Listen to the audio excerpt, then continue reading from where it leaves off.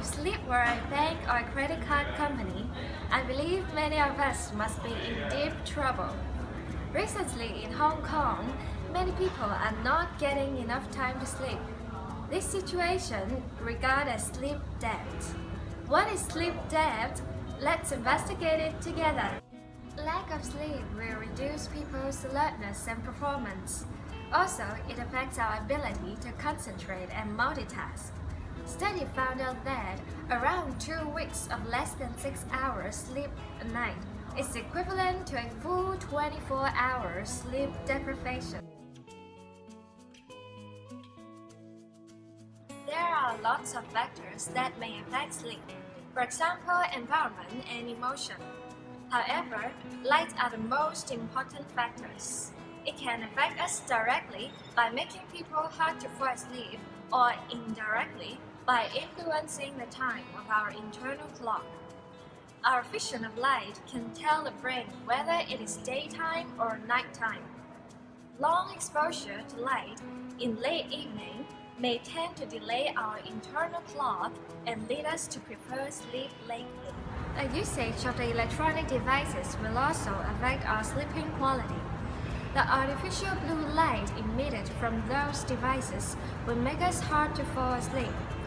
Also increase our alertness when we need to concentrate on the devices, when we should be getting sleepy instead. How can we cure this problem? Doctors who specialize in curing the patient with sleeping disorder recommend people may add 1 to 2 hours per day and 3 to 4 hours in a weekend in order to repay the debt slowly and regularly.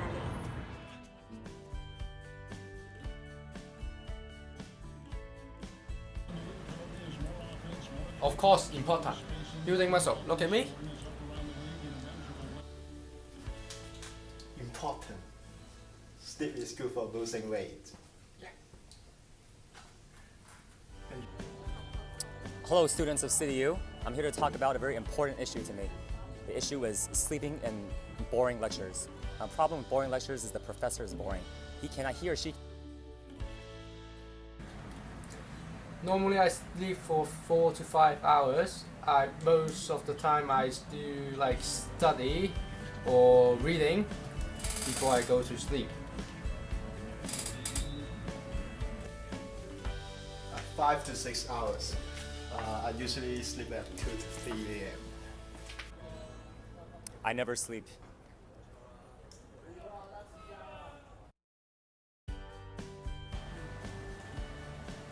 I think I need more sleep. Like if I can skip all the 9 a.m. class, that would be enough. Definitely not.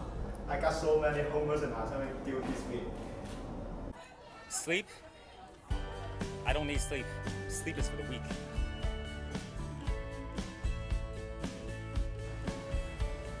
Yes, my GPA for sure. I need time to study all the time, so I don't have time to go to the 9 a.m. class. GPA. I easily fall asleep no matter where I am. Or what. Yes, GPA. 30 ESS surveys were distributed to students from City University of Hong Kong ranging from Year 1 to Year 4. Both 15 male respondents and 15 female respondents are agreed to rate the survey by themselves in the City University, and all of the surveys were collected back for data analysis. ESS with the score result ranging from 0 to 6 were classified as normal range and less likelihood to fall asleep. Those with the scores between 7 and 8 were regarded as average, and those in 9 or above may be considered high possibility of being sleepy and a high relative chance of dozing off during the daytime.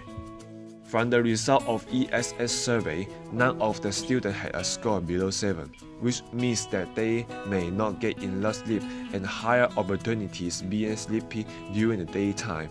However, nearly a half of the respondents had an average score which is 7 to 8 scores, which indicates that they had a normal sleeping habit and got adequate sleeping time.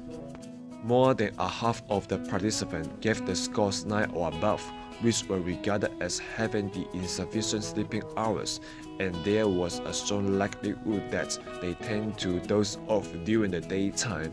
This is because the higher scores in the ESS survey, the lower the sleeping period, and therefore the higher the probability being lethargic during the daytime. There is a strong correlation between the scores in ESS survey and the average daytime sleepiness. In our nighttime technology use survey, we invited 30 students to take part in a study of sleep debt and media use. First, we classified the participants who use 30 minutes or more of electronic devices during the last hour before sleep as high technology users.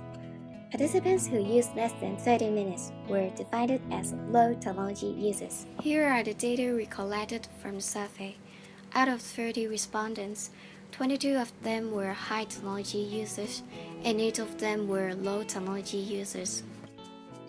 Most of the high technology users slept at 2 a.m., while most of the low technology users slept at 12 p.m. The data distribution of high technology users was concentrated on the right-hand side of the figure, showing a trend that long duration of technology use appeared with late sleep.